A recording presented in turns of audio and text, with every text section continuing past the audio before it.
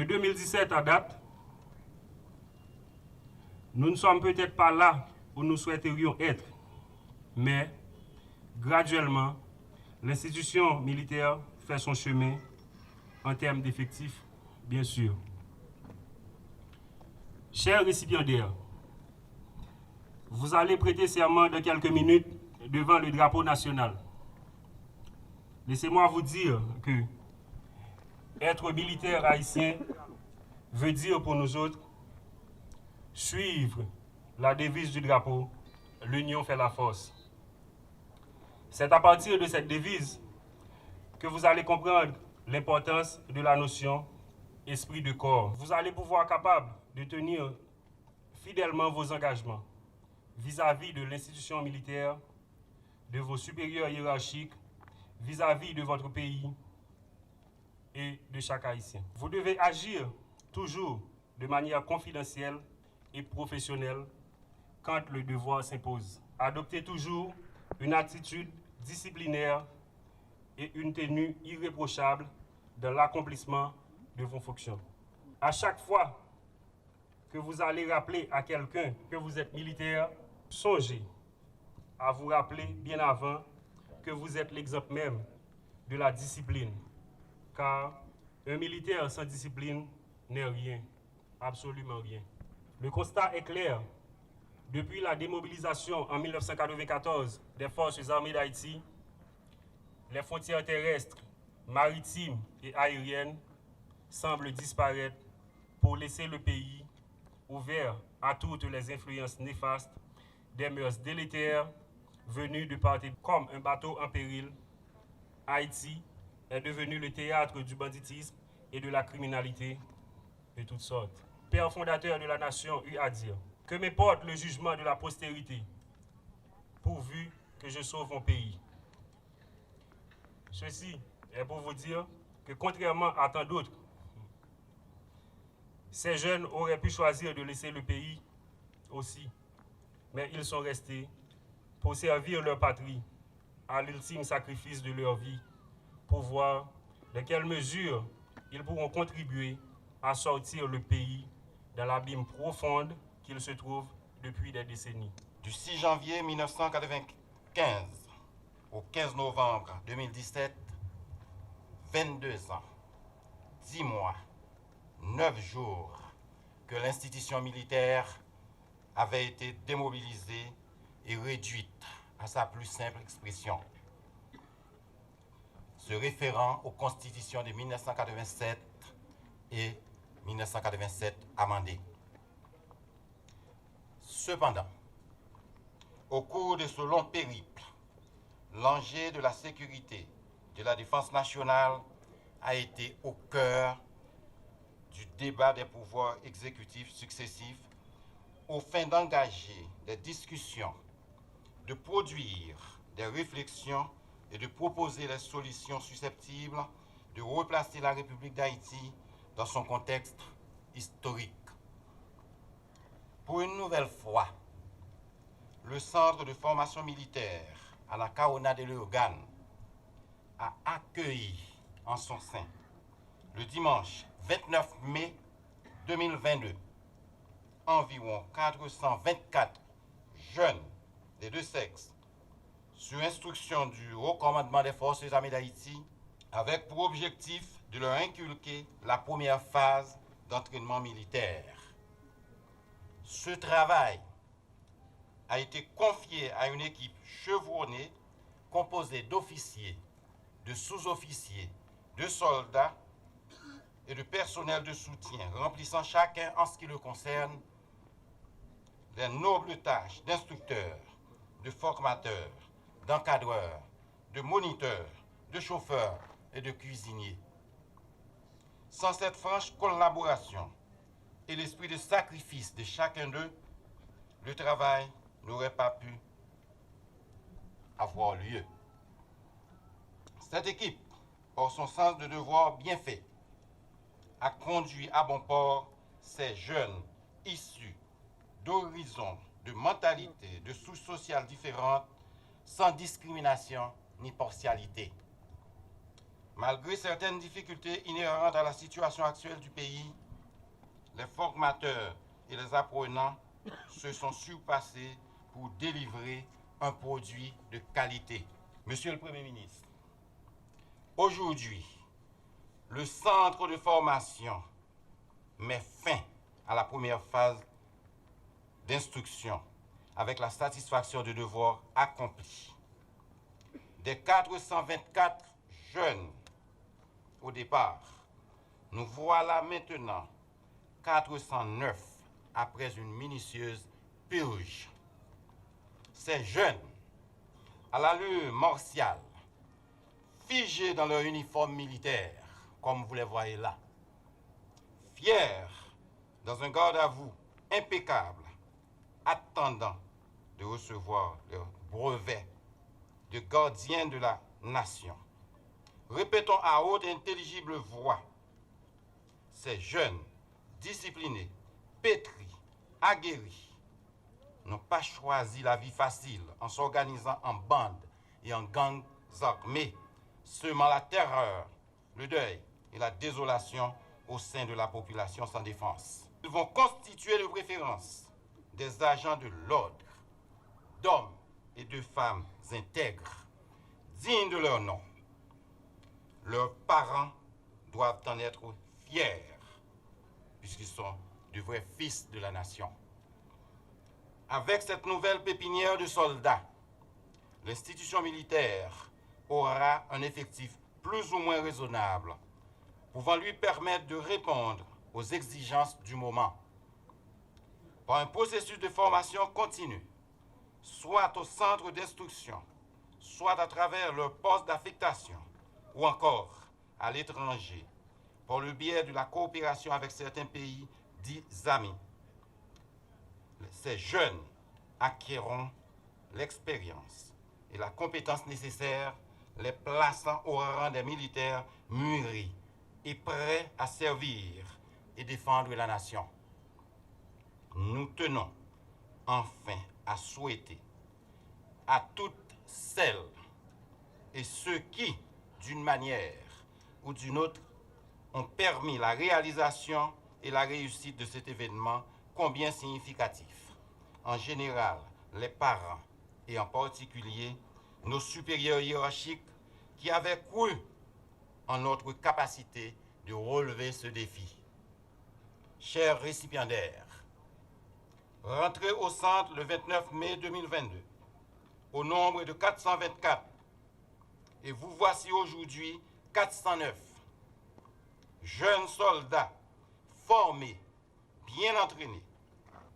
Rappelez-vous une fois de plus que l'armée, c'est l'ordre et la discipline. Le respect de l'autorité et de la hiérarchie ne sont pas des options, mais des valeurs communes à tout militaire, dans toute l'acception du terme. Tâchez de respecter le serment que vous avez prêté ce matin. Au nom du corps des instructeurs, au nom de tout le personnel de la base et en mon nom personnel, nous vous souhaitons une longue et fructueuse carrière militaire pour le bonheur de notre peuple. Bon courage, bon combat. Nous avons devant nous plus de 400 jeunes hommes et jeunes femmes alliés en formation de bataillon, à l'allure très fière d'effectuer leur entrée officielle dans l'armée. Nous accueillons les bras ouverts ces nouveaux membres de la famille des Forces armées d'Haïti, convaincus que leur contribution est indispensable dans la tâche immense que nous avons à accomplir. Initiée le 29 mai 2022 à la base militaire Nakaouna de Léogane, la formation de ce contingent n'a pas été sans fracas. Inutile de souligner les difficultés d'accès du site pour les personnels, les matériels, les provisions alimentaires et autres fournitures. Il a fallu une détermination constante du commandant de la base, de l'ensemble des instructeurs et des moniteurs pour boucler la période. En tout cas, le résultat est là pour prouver que les formateurs n'ont pas travaillé en vain. Bonne tenue du soldat Ougadavo, hommes et femmes alignés, bien alignés, exécution correcte de mouvements sur la marche avec des changements de direction. De toute façon, au fil des jours, nous pourrons apprécier l'assimilation des notions de courtoisie militaire, de discipline militaire, de garde intérieure, des règlements de l'uniforme, de l'entraînement individuel du soldat, des règlements généraux des forces armées d'Haïti et autres. Mesdames et messieurs les nouveaux soldats, vous inaugurez aujourd'hui une nouvelle vie. La vie de soldat, qui est une vie faite de sacrifices et de dépassement de soi. Avec l'enseignement que vous avez reçu et que vous avez pour devoir d'approfondir au fur et à mesure, nous estimons que vous êtes suffisamment armés pour accomplir la tâche qui vous attend. Nous retenons quoi que si vous là avec nous aujourd'hui, ce n'est pas forcé ou forcé ou. C'est un choix grand monde que vous faites. Un choix délibéré, un choix responsable. Vous me répétez, parole de fin général Abraham, à la minute où s'il y a engagement dans l'armée, vous gagnez 101 ans. Donc, pas de affaire de pitié encore. L'armée, ce n'est pas une jouette. Il y a le métier des armes. On a parlé des armes qui ont blessé les gens, qui ont tué les gens. Donc, pas de plaisanterie dans ça. C'est ça que fait, nous avons une formation pour qu'on bien connaisse les armes observées avec l'IA, pour qu'on qu'il est ou doit utiliser, dans quelles conditions on peut utiliser. Il est important pour nous toujours songer que la mission de l'armée, c'est défendre le territoire pays d'Haïti. C'est défendre la population haïtienne dans la balle sécurité, pendant notre travail, la main dans la main avec la police.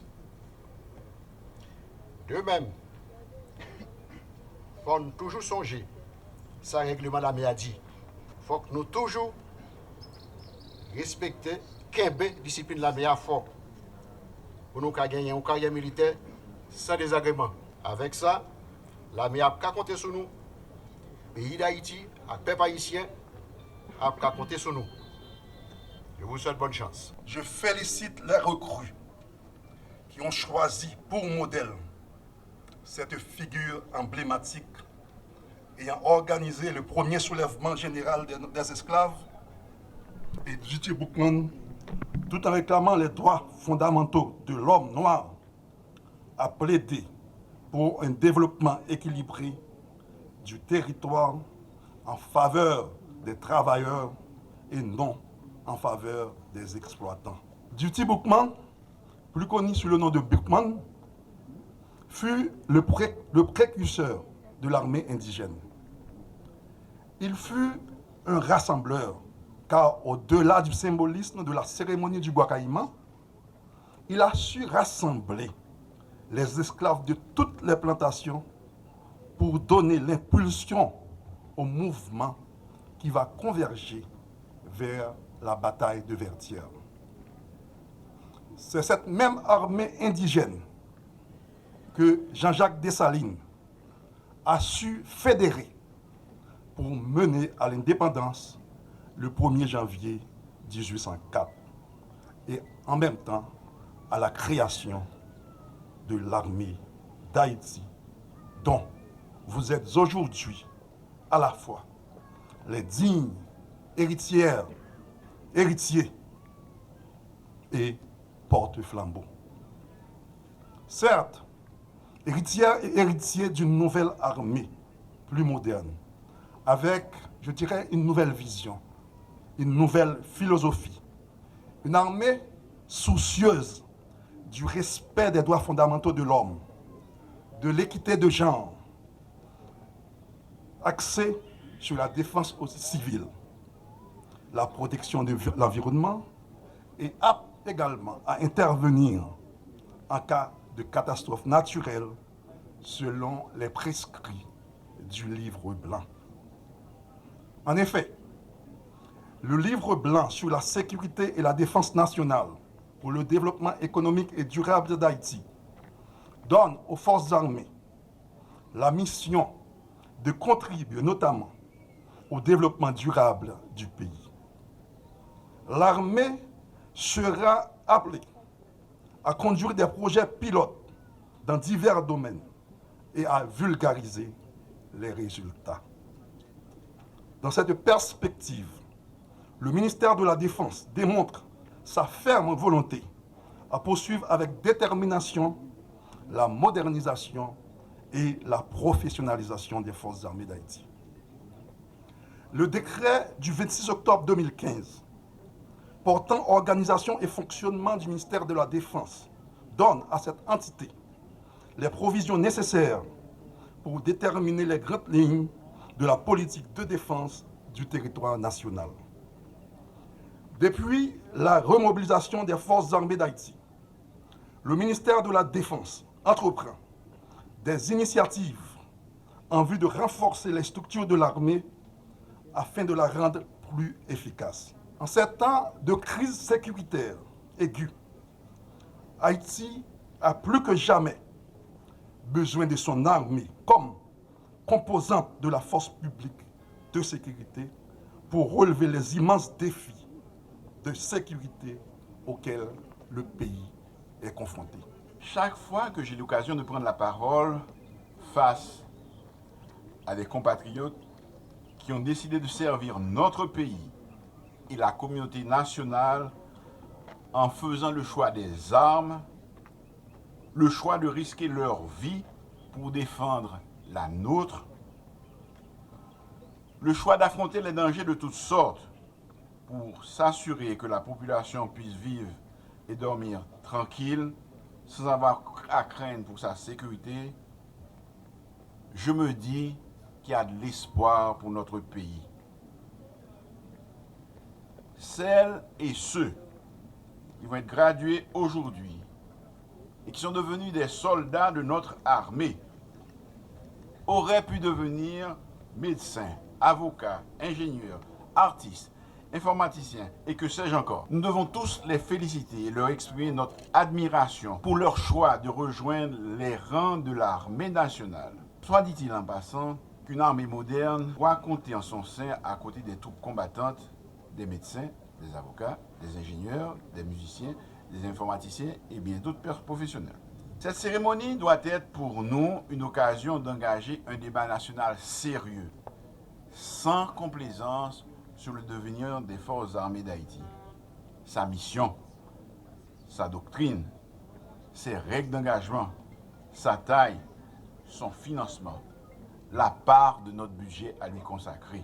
Nous ne pouvons pas faire l'économie d'une telle réflexion, parce qu'il est essentiel que la nation tout entière fasse confiance à son armée et lui apporte son soutien sans faille. Hier, nous avons réussi à annoncer la signature d'un compromis national pour une transition inclusive et des élections transparentes, auxquelles ont adhéré des organisations de la société civile, des partis politiques et du secteur privé des affaires. Justement, l'une des attributions des structures mises en place sera de travailler sur un toilettage de notre Constitution. Et parmi les questions centrales à traiter, il y aura la définition et la répartition des tâches que nous voulons confier à nos forces de sécurité dans leurs composantes policières et militaires. Il est regrettable que nous n'ayons pas pris le temps de réfléchir ensemble et de construire un large consensus sur un sujet de cette importance avant de décider la dissolution pure et simple de nos forces armées. Les dérives de nos militaires au cours de notre histoire, les coups d'État à répétition et leur instrumentalisation par les divers régimes dictatoriaux avaient certes créé une méfiance et même une aversion de la part de la population, trop souvent victime, pouvant expliquer la décision radicale de démanteler notre armée. Les conséquences, nous les vivons au quotidien aujourd'hui. Les actions des grandes armées dépassent les cadres du grand banditisme et s'apparentent de plus en plus à des actes de guerre contre les citoyens, contre les entreprises, contre l'économie nationale. Pour y répondre, il nous faut soit militariser davantage la police, comme cela fait de plus en plus dans divers pays, soit avoir un corps militaire formé, entraîné et équipé avec des moyens modernes qui soient en mesure de venir, selon des règles préalablement bien définies, aider la police nationale d'Haïti en tant que de besoin. Au mois d'octobre de cette année, le gouvernement, après de mûres réflexions face à l'ampleur du phénomène des gangs armés, a pris la difficile décision de solliciter une assistance internationale pour aider la PNH à reprendre le contrôle du territoire et à y faire régner la loi. Nous devons, en tant que peuple, transformer nos problèmes de sécurité actuels en une opportunité pour trouver ensemble les formules appropriées et unanimement acceptées. C'est à cette condition que nous éviterons d'avoir à demander tous les 10 ans l'aide des pays amis pour résoudre nos problèmes de sécurité et de gouvernance. Soldats de la nouvelle armée nationale, je m'adresse à vous en particulier. Vous rappelez ce qu'on vous a certainement déjà inculqué au cours de votre formation. Vous intégrez les forces armées à un moment de notre histoire où le peuple haïtien a choisi de tourner le dos définitivement à la dictature et à embrasser la démocratie. Vous l'avez compris, l'armée écrasée Zoa, pas à la mode encore. Époque, côté politicien, dès qu'on utilisait l'armée pour terroriser le peuple là, bagay ça fifi et nini. Pas de place dans la nouvelle Haïti, nouvelle Haïti nouvelle, pour les gens qui ne pas comprendre ça. L'armée est un corps hiérarchisé, dans lequel la discipline, le respect de l'autorité, le sens du devoir et du service, la solidarité entre frères d'armes sont des règles fondamentales. L'obéissance au pouvoir civil auquel le peuple haïtien aura choisi librement de confier la direction des affaires du pays dans le cadre d'élections libres et transparentes est une règle essentielle pour le bon fonctionnement et la pérennité de la démocratie que nous voulons construire.